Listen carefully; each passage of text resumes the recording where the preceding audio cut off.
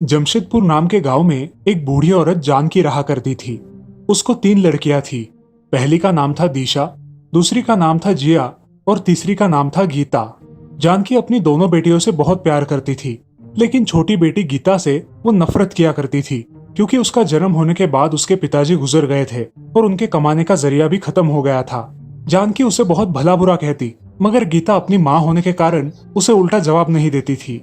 जानकी गीता को झूठा खाना दिया करती थी, उसे फटे पुराने कपड़े दिया करती थी। उसकी बहनें भी उसके साथ इसी तरह का व्यवहार करती थी। इन सब के कारण गीता बहुत उदास थी, मगर वो कुछ नहीं बोलती थी। अरे दिशा, जिया, जरा फल भी खाया करो। कैसी हो गई हो? ये सब गीता कोने में खड़ी देख लेती है। वो मन ही मन बहुत उदास हो जाती है और बाहर जाके रोने लगती है। तभी जानकी उसे आवाज लगाती है। अरे ओ गीता, कहाँ मर गई तुम? ये काम कौन करेगा? चल उठा ये प्लेट और ले जा। वो झूठे फल देख गीता रोने लगती है और वो सारे फल पंछियों को डाल देती है।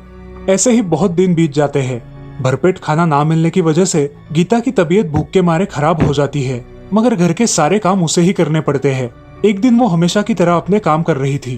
तभी हम ये चिकन के सारे पीस खा लेते हैं और बचा हुआ उस गीता के लिए रख देते हैं। ये सही बात है, ऐसा ही करेंगे। चलो।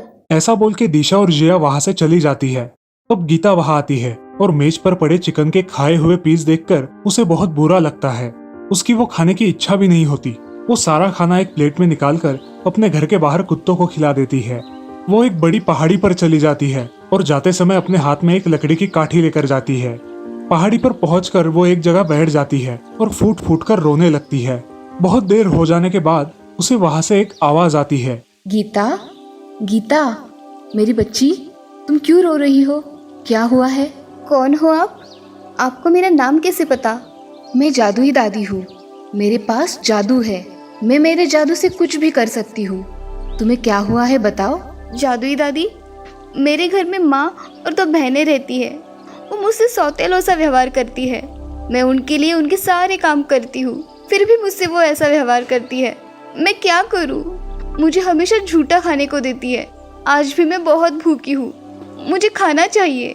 अच्छा, तो ये बात है। तुम यहाँ पहाड़ी पर आई थी, तब तुम हाथ में क्या लेकर आई हो? बताओ जरा। मैं हाथ में एक लकड़ी लेकर आई हूँ, अपने संरक्षण के लिए। बाकी तो मेरे पास कुछ भी नहीं है। तुम्हारे हाथ में जो लकड़ी है वो हमेशा की तरह लग रही है क्या? देखो जरा। हाँ दादी, आज थोड़ी अलग सी लग रही है, मगर इससे क्या होगा? मुझे खाना तो नहीं मिलेगा ना? गीता, इस छड़ी से तुम बोलो, हे जादुई छड़ी, मुझे खाना दो। तब ये छड़ी एक मेज में परिवर्तित हो जाएगी और तुम जो खाना चाहती हो वो मंगवा सकती हो। सच में दादी ऐसा होगा? करके तो देखो। गीता अब उस छड़ी से कहती है। हे जादुई छड़ी, मुझे अभी के अभी चिकन बिरयानी और कुछ मीठे पकवान चाहिए। तभी वो छड़ी एक मेज में बदल जाती है और उसे जो चाहिए वो पकवान वहां आ जाते हैं। गीता उस खाने पर टूट पड़ती है और सारा खाना खा डालती है। खाना खाने के बाद वो बूढ़ी दादी को धन्यवाद देती है। धन्यवाद दादी, आपने मेरे लिए इतना कुछ किया। अब तुम कभी भी भूखी नहीं रहोगी और कुछ भी चाहिए तो इस छड़ी से मांग लेना, ठीक है? अब दादी गायब हो जाती है और गीता वो जादुई छड़ी लेकर घर आती है। अब गीता बहुत खुश रहने लगी और उसे खाना खाने की भी कोई चिंता नहीं थी। अब उसके बहनों के प्लेट का खाना वैसे ही रहने लगा। ये बात दिशा और जिया के नजर से छुप नहीं पाई। अरे दिशा, ये गीता खाना क्या खाती है? प्लेट में हम जो छोड़ देते हैं वो वैसे का वैसा ही रहता है। हाँ, अगर ये घर का खाना नहीं खाती तो खाती क्या है? चलो हम उसका पीछा करते हैं, हमें पता चल जाएगा कि ये कहाँ जाती है और क्या करती है। जिया और दिशा अगले दिन गीता का पीछा करती है। गीता छड़ी लेकर उस पहाड़ी पर जाती है। वो दोनों उसके पीछे पीछे चली जाती है। अरे जिया, ये गीता पहाड़ी पर क्यों जा रही है? क्या पता, देखते हैं, चलो। जिया और दिशा एक पेड़ के पीछे छुप जाती है और गीता को देखने लगती है। गीता अपने हाथ में वो छड़ी लेकर बोलती है। हे जादुई छड़ी, मुझे खाना दो। मेरे मनपसंद पकवान मुझे चाहिए। अब वहाँ एक मेज तैयार हो जाती है और मेज पर तरह तरह के पकवान आ जाते हैं। गीता उस मेज पर बैठकर खाना खाने लगती है। तभी दिशा जिया से कहती है। अरे ये गीता के पास क्या जादुई छड़ी है क्या? अरे ये तो सच में जादुई छड़ी है। ये गीता की बच्ची यहाँ खाना खाती है, इसलिए घर का खाना नहीं खाती। चलो ये बात हम माँ को बताएंगे। चलो। दोनों बहनें घर जाकर अपनी माँ को सारी सच्चाई बता देती है। अरे माँ, उस गीता के पास एक जादुई छड़ी है। वो छड़ी जो मांगो वो देती है। हाँ माँ, सच में हमने हमारी आंखों से देखा है। अच्छा, ऐसी बात है। इसीलिए ये कलमुही घर का खाना नहीं खाती है। आने दो इसे, आज देखती हूँ। जानकी गीता का इंतजार करती है। जब गीता घर आती है, अरे ओ गीता, कहाँ चली गई थी? आने में बड़ी देर कर दी। माँ, मैं उस पहाड़ी पे गई थी, वहाँ मेरा मन लगता है, इसीलिए वहाँ जाती हूँ। बाकी कुछ नहीं है माँ। अच्छा, बहुत बड़ी हो गई हो, अपने माँ से झूठ बोलने लगी हो। मुझे सब पता है कि तुम क्या करती हो, झूठ बोल रही हो। नहीं माँ, मैं झूठ नहीं बोल रही हूँ, मैं सच बोल रही हूँ। अच्छा, तुम झूठ नहीं बोल रही तो इस छड़ी का तुम क्या करती हो? पहाड़ी पे जाते समय मेरे संरक्षण के लिए मैं इसे अपने पास रखती हूँ। अच्छा, तो दो ये छड़ी, इसे मैं मेरे पास रखती हूँ। ऐसा कह के जानकी वो छड़ी गीता से छीन लेती है और जानकी उस छड़ी के 2 टुकड़े कर देती है। वो टुकड़े वो गीता को देती है। ये देख गीता बहुत रोने लगती है। आपने ऐसा क्यों किया माँ? क्योंकि ये जादुई छड़ी है जो तुम्हें खाना देती है, इसीलिए मैंने इसे तोड़ा। अब गीता फूट फूट के रोने लगती है। वो टूटी छड़ी लेकर अपने कमरे में चली जाती है। उसके पुराने दिन वापस आ जाते हैं। उसे खाने के लाले पड़ते हैं। अब वो पहले की तरह ही भूखी रहने लगी थी। एक दिन वो फिर से उस पहाड़ी पर चली जाती है और वहां बैठकर फूट फूट कर रोने लगती है। बहुत देर हो जाती है। उस पहाड़ी पर बहुत बड़ा प्रकाश छा जाता है और वहां वो जादुई दादी वापस आ जाती है। क्या हुआ गीता, आज फिर से यहाँ फूट फूट कर रो रही हो? दादी, मेरी ये जादुई छड़ी मेरी माँ ने तोड़ डाली है। अब मेरी हालत पहले जैसी ही हो गई है। मुझे खाने को कुछ भी नहीं मिलता। अब मैं क्या करूँ? मेरी प्यारी गीता, तुम चिंता क्यों करती हो? ये अभी भी जादुई छड़ी ही है। तुम अब इस जादुई छड़ी के टुकड़ों को जहाँ तुम हमेशा जाती हो वहाँ जमीन में गाड़ दो, फिर देखो चमत्कार। अब तुम घर जाओ। जादुई दादी, ये सब मेरे साथ कब तक चलेगा? बेटी, मैंने जो कहा है वो करो, तुम्हारी सारी उलझनें सुलझ जाएगी। चलो, मैं चलती हूँ। दादी वहां से गायब हो जाती है और गीता वहां से चली जाती है। गीता अपने घर आकर अपने आंगन में चुपके से उस छड़ी के टुकड़े गाड़ देती है। अगले दिन वो बाग में जाकर देखती है तो उस छड़ी की जगह एक छोटा सा पौधा उगाता है। वो उस पौधे का अच्छी तरीके से ख्याल रखती है और कुछ ही दिनों में वो पौधा एक पेड़ में परिवर्तित हो जाता है। उसे देख गीता बहुत खुश हो जाती है। जानकी और उसकी 2 बेटियों की भी नजर उस पौधे पर पड़ती है और वो आश्चर्यचकित होती है। अरे दिशा, जिया, ये देखो, ये पेड़ चमत्कारी पेड़ है। इसके पत्ते चांदी के और फल सोने के हैं। जरा देखो तो। हाँ, सच में माँ, ये तो अद्भुत पेड़ है। चलो हम उसे वहाँ जाकर देखते हैं। जानकी, दिशा और जिया वहां चली जाती है और उस पेड़ के फल तोड़ने की कोशिश करती है। मगर वो जब भी उस पेड़ के पास चली जाती, उस पेड़ की टहनियां ऊपर हो जाती और उनके हाथ उस पेड़ का एक पत्ता भी नहीं आता था। अब वो तीनों माँ बेटी थक जाती है। तभी गीता वहां आती है। वो उस पेड़ के पास जाकर उसे प्रणाम करती है और उसके फल तोड़ने लगती है। तभी पेड़ की शाखाएं और भी नीचे आती है और गीता उसके कुछ सोने के फल तोड़ लेती है। वो अपनी माँ को देती है, फिर भी उसकी माँ खुश नहीं होती। तभी उन्हें दूर से घोड़ों की आवाज सुनाई देती है। माँ अपनी बेटियों से कहती है, दिशा और जिया, इस रास्ते से राजकुमार आ रहे हैं। तुम अच्छी तरह से तैयार हो जाओ। और गीता, तुम उस झाड़ियों में छुप जाओ। जल्दी करो। क्यों माँ? ज्यादा बातें मत करो, जितना कहा है उतना ही करो। जाओ, जल्दी उस झाड़ियों में जाके छुप जाओ। गीता झाड़ियों के पीछे छुप जाती है और दिशा और जिया तैयार होकर वहां खड़ी रहती है। वहां वो नौजवान राजकुमार आता है और उस पेड़ को देखकर रुक जाता है। ये सुनहरे फल लगा हुआ पेड़ और चांदी के पत्तों वाला पेड़ तो मैंने पहली बार देखा है। जी राजकुमार, ये पेड़ हमारा है। आपका यहाँ कैसे आना हुआ? मैं मेरी राजकुमारी की तलाश में हर प्रदेश ढूंढ रहा हूँ, मगर मुझे अब तक वो मिली नहीं। राजकुमार, आपको मेरी लड़कियाँ नहीं पसंद आई क्या? ये लड़कियाँ और मेरे लायक? मुझे तो खूबसूरत लड़की से शादी करनी है। वैसे आप मुझे इस पेड़ की एक टहनी तोड़कर देंगी क्या? जी नहीं राजकुमार, हम इस पेड़ को हाथ भी नहीं लगा सकते। ठीक है। ऐसा कहकर राजकुमार वहां से चला जाता है और जानकी अपनी बेटियों को भला बुरा कहने लगती है। तभी गीता वहां आती है और अपनी माँ से कहती है, माँ, वो कौन थे? तू तो चुप ही कर, मनहूस कहीं की। तुम्हारा मुंह देखा ना, इसीलिए ऐसा हुआ है। गीता की आंखों से आंसू बाहर निकल आते हैं। वो पेड़ के नीचे बैठकर रोने लगती है। सब लोग वहां से जाने के बाद उस पेड़ से आवाज आती है, मेरी प्यारी बच्ची, रो मत, चलो आंसू पोंछो। कौन कौन है? मैं, तुम्हारी जादुई दादी। मैं इस पेड़ में हूँ। अरे बेटी, ऐसे निराश नहीं होते। बताओ तुम्हें क्या चाहिए? गीता अब सारी घटना विस्तार से बताती है और कहती है, दादी, ये सब मेरे साथ ही क्यों होता है? आज मुझे पहली बार एक राजकुमार पसंद आया था और वो भी मेरे नसीब में नहीं है। अरे बेटी, मायूस मत हो। तुम ऐसा करो कि रात के समय तुम अकेले यहाँ इस पेड़ के पास आ जाओ। बाद में मैं जैसा बताऊंगी वैसा ही करो।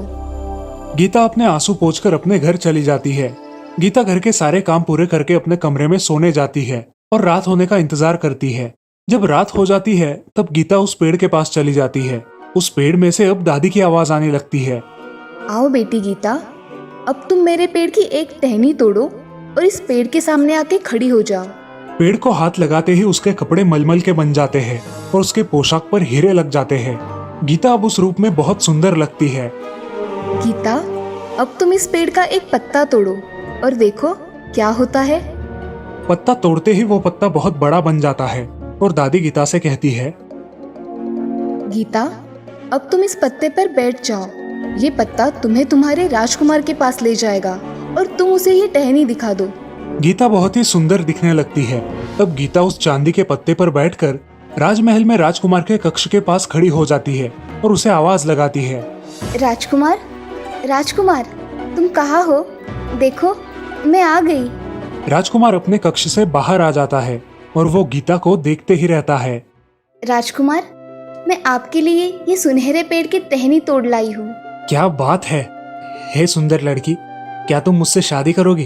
अब गीता बहुत रोने लगती है और अपनी सारी कहानी राजकुमार को बताती है। चिंता मत करो मेरी प्रिय, तुम्हारी माँ और बहनों को मैं कल ही कारावास में डाल दूंगा। नहीं राजकुमार, आप क्रोधित मत होइए। वो मेरी माँ और बहनें हैं, इसीलिए आप उन्हें छोड़ दीजिए। वो मेरा अतीत था और मेरा आज आप हो मेरे राजकुमार। दोनों शादी कर लेते हैं और गीता राज्य की महारानी बन जाती है। गीता अपने राजकुमार के साथ खुशी खुशी रहने लगती है। दुर्गापुर नाम के गांव में श्याम नाम का एक आदमी, उसकी पत्नी राधा और बेटे ओम के साथ रहता था। श्याम अपने गांव में खेती करता था। उसकी पत्नी उसके काम में हाथ बटा दिया करती थी। उसका बेटा ओम बड़ा बनकर बड़ा अफसर बनना चाहता था, इसलिए वो बहुत सारी मेहनत किया करता था। वो हर रोज खूब पढ़ाई करता था और स्कूल में भी अव्वल आता था। अरे बेटे, कितना वो स्टडी करते रहते हो, चलो अपने खेतों में छुट्टी के दिन काम करने जाते हैं। अरे नहीं पिताजी, मैं मेरा स्टडी ही करूंगा। आप जाना चाहते हो तो जाइए, मैं घर पर ही रुकूंगा। अजी रहने दीजिए ना इसे घर पर ही, मैं आती हूँ आपके साथ। इतना कुछ नहीं है, तुम घर पर ही रहो। अरे वो मेरे साथ आ जाता तो उसे कुछ खेती का काम सिखा देता। शाम ऐसा कह के खेती करने के लिए निकल जाता है। ओम घर पर ही अपनी पढ़ाई करता रहता है।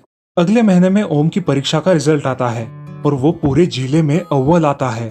सारा गांव ओम का गुणगान करने लगता है और ओम को एक विदेशी कंपनी से जॉब के लिए कॉल आता है। ये बात ओम अपने घर पर बताता है। पिताजी, मुझे फॉरेन की कंपनी में काम मिला है, क्या मैं जा सकता हूँ? अरे बेटा, इतनी दूर तू जाएगा, वहां तो हमारा कोई भी नहीं है। पिताजी, हमेशा कोई साथ हो ऐसा जरूरी नहीं है, मैं मेरा ख्याल रख लूंगा, आप मेरी चिंता मत कीजिए। अरे बेटा, ये तो बहुत खुशी की बात है, मगर हमने आज तक तुझे कभी अकेला नहीं छोड़ा है ना, इसीलिए दिल बैठा जा रहा है। अरे माँ, मैं मेरा ख्याल रख सकता हूँ। बेटा, अगर तुमने मन में तय कर ही लिया है तो ठीक है, तुम जाओ, मगर हर रोज हमें फोन कर देना। हाँ पिताजी, करूंगा ना, वो क्या बताने की बात है।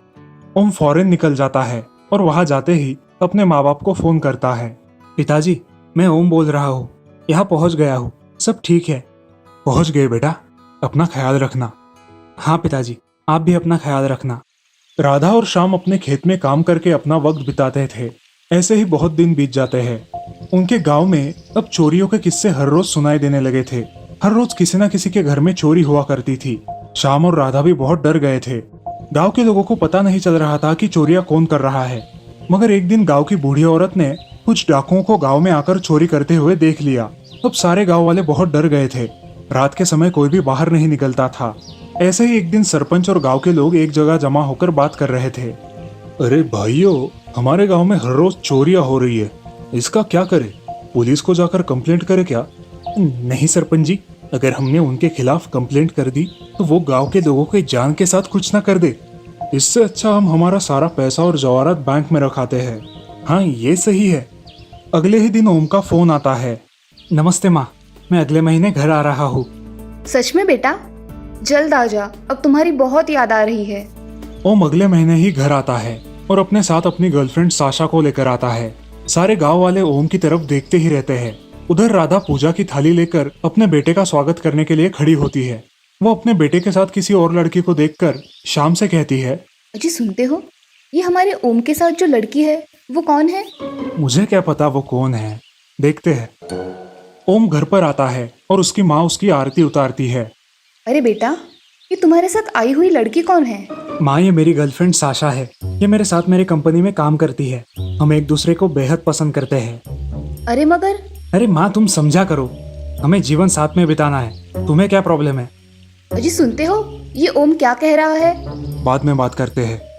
राधा ओम की आरती उतारती है और वो सब घर में आते हैं। अब राधा उन दोनों से कुछ भी बात नहीं करती और जाकर घर के एक कोने में बैठ जाती है। शाम राधा के पास जाकर बोलता है, अरे राधा, आज का जमाना ही ऐसा है कि उनको माँ बाप की चॉइस पसंद नहीं आती।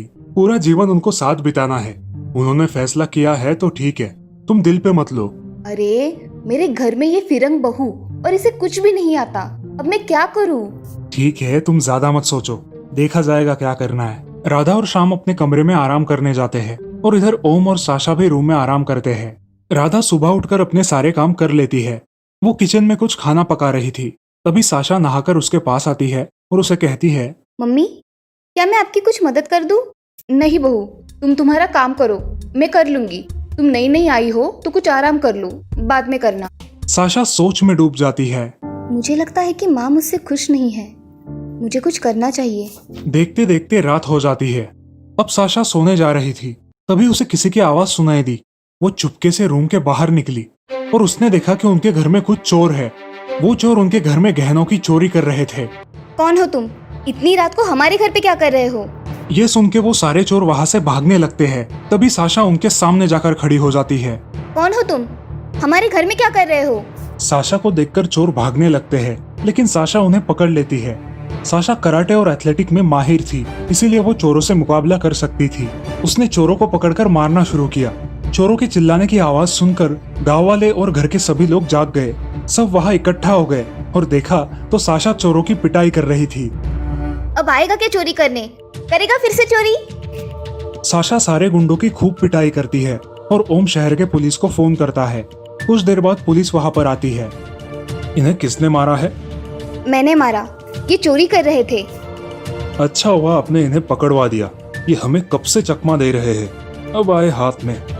अच्छा हुआ सर, आप जल्दी आ गए, थैंक यू। अरे ये तो हमारा कर्तव्य है, मगर ये चोर हमारे हाथ ही नहीं आ रहे थे। बहुत लूट चुके हो तुम लोगों को।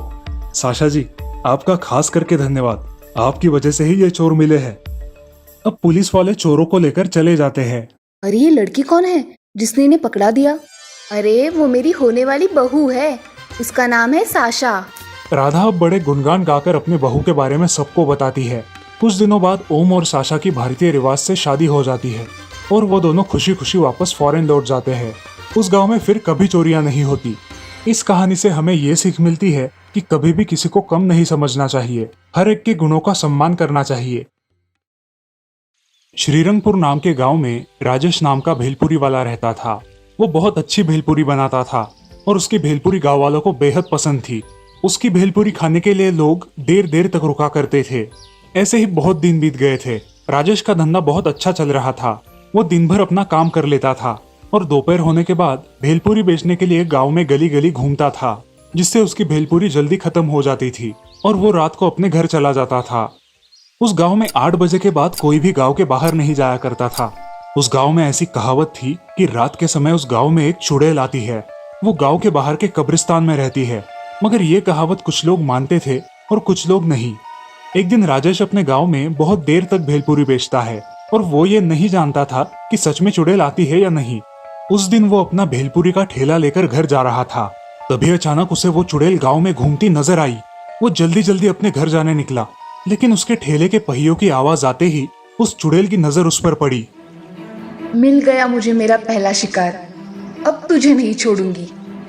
अरे मर गया रे, आज ये मेरा किससे पाला पड़ गया। ये चुड़ैल तो मुझे आज नहीं छोड़ेगी। अब कहा जाएगा, मेरी आहट से गांव वाले बाहर नहीं निकलते हैं और तू तो बड़ा ही बहादुर है जो रात के समय बाहर निकलता है। अब मैं तुम्हें नहीं छोड़ूंगी, मैं तुम्हें खा डालूंगी। ऐसा बोल के वो उसे पकड़ लेती है। अरे छोड़ दो मुझे चुड़ैल, मैंने तुम्हारा क्या बिगाड़ा है, छोड़ो मुझे। ऐसा कह के भेलपुरी वाला अपने जान की भीख मांगता है, मगर चुड़ैल भेलपुरी वाले के शरीर पर कब्जा कर लेती है और उसको हथियार बनाकर गांव में घूमने लगती है। राजेश अब अपने घर में ही रहने लगता है और दोपहर होने के बाद अपनी जादू से भेलपुरी बनाता है और वो बेचने गांव में जाया करता है। भेलपुरी ले लो भेलपुरी, ताजा ताजा भेलपुरी। ऐसा कह के वो गली गली घूमकर भेलपुरी बेचने लगा। अब जो भी वो भेलपुरी खाता वो खाता ही रहता था, मगर भेलपुरी खाने के कुछ समय बाद ही चक्कर आकर गिर जाता। भेलपुरी वाला अपने जादू से उन लाशों को गायब कर देता था और उन्हें अपने घर पहुंचाया करता था। फिर रात के समय घर जाकर उन लाशों को कब्रिस्तान में ले जाकर कब्र के पास फेंक देता था। अच्छे बकरे मिले हैं आज, अब मुझे 8 दिन तक टेंशन नहीं। एक आदमी हरिया उसे लाशों को ले जाते समय देख लेता है और वो ये भी देख लेता है कि उन लाशों को वो कब्र में डाल रहा है। हाय रे, ये नासपीटा भेलपुरी वाला, हमारे गांव के आदमियों को इसने अगवा कर लिया है। इन गांव वालों को कैसे छुड़ाया जाए। हरिया चुपके से वहां से निकल जाता है और गांव में आकर गांव वालों को जमा करके ये सारी बातें बताता है। अरे गांव वालों, ये भेलपुरी वाला अपने गांव के लोगों को जादुई भेलपुरी खिलाकर बेहोश करता है और रात में उन्हें कब्रिस्तान में लेकर जाता है। अरे हरिया, हम क्या कर सकते हैं? फिलहाल के लिए उसके पास से भेलपुरी मत खाइए, बाकी का कल सोचेंगे। अब गांव में ये खबर फैल जाती है। सारे लोग भेलपुरी वाले से डरने लगते हैं और उसके हाथ की भेलपुरी खाना बंद कर देते हैं। भेलपुरी वाला गांव में जब भी आता, लोग उसे नजरों से घूरने लगते। उसे कुछ शक होने लगा, आज ये लोग मुझसे कुछ खरीद क्यों नहीं रहे। जाने दो, फिलहाल तो मेरे पास खाने के लिए काफी खाना है, बाद में देखूंगा। अब सारे गांव वाले उससे डरकर सामने भी नहीं आते थे। इस समस्या का कुछ हल निकाला जाए ऐसा सभी को लग रहा था, इसलिए सारे गांव वाले सरपंच जी के यहाँ जमा होते हैं। सरपंच जी, हमारे गांव में भेलपुरी वाला है जो कि भूतिया बन गया है। हमें उस भेलपुरी वाले से गांव वालों को बचाना चाहिए। ये खबर पक्की है कि ऐसे ही कुछ बक रहे हो? नहीं सरपंच जी, मैंने अपनी आंखों से देखा है। अगर आपको विश्वास नहीं है तो आप आजमा के देख लीजिए। अरे नहीं, मैं तो अपने गांव वालों के भलाई के लिए बोल रहा था। मेरे हिसाब से अपने गांव में एक आईना लगाते हैं, आईना तो सच ही बताता है। सारे गांव वाले एक बड़ा आईना एक पेड़ के सामने लगा देते हैं और अपना अपना काम करने लगते हैं। अगले दिन वो भूतिया भेलपुरी वाला गांव में आता है। आओ आओ, भेलपुरी खाओ, अच्छी टेस्टी भेल खाओ। अरे भाई ये लो भेलपुरी, बहुत ही स्वादिष्ट है। नहीं भाई, आज मेरा उपवास है, आज मैं भेलपुरी नहीं खाऊंगा। अरे मूर्ख गांव वालों, क्या उपवास कर रहे हो? ये सब फालतू की चीजें होती है। राम अब वहां से चला जाता है और उस आईने के सामने आता है। आईने के सामने आते ही उसकी शक्ल एक चुड़ैल में परिवर्तित हो जाती है। गांव वाले ये देखकर बहुत डर जाते हैं। अरे हरिया भाई, क्या यह सच में चुड़ैल है जिसने भेलपुरी वाले के शरीर पर कब्जा कर लिया है? अरे ये भेलपुरी वाला तो सच में भूत बन गया है। इससे हमारे गांव वालों को खतरा है, हमें बड़ी सावधानी से काम करना पड़ेगा। अब हम क्या करें जिससे सारे गांव वाले सही सलामत वापस आ सके? सरपंच जी, आप उस भेलपुरी वाले के बारे में गांव के पंडित जी को बताइए, क्या पता उनके पास कोई इलाज हो। हाँ हरिया, तुम सही कह रहे हो। आज ही मैं पंडित जी से बात करता हूँ, देखता हूँ क्या बोलते हैं। तुम तुम्हारे घर में सुरक्षित रहो, मैं उनसे बात करता हूँ। अब सारे गांव वाले अपने घर में ही रहते हैं। इधर सरपंच जी गांव के पंडित जी को बुलाते हैं। पंडित जी उनके घर आते हैं। आइए पंडित जी, जरा आपसे महत्वपूर्ण विषय पे चर्चा करनी है। बोलिए सरपंच जी, क्या समस्या है? किस विषय में आपको चर्चा करनी है? पंडित जी, गांव में एक चुड़ैल आई है जिसने एक भेलपुरी वाले के शरीर पर कब्जा कर लिया है और उसने गांव के लोगों को अगवा किया है। अब उन्हें कैसे छुड़ाया जाए, इसका कुछ उपाय बताइए।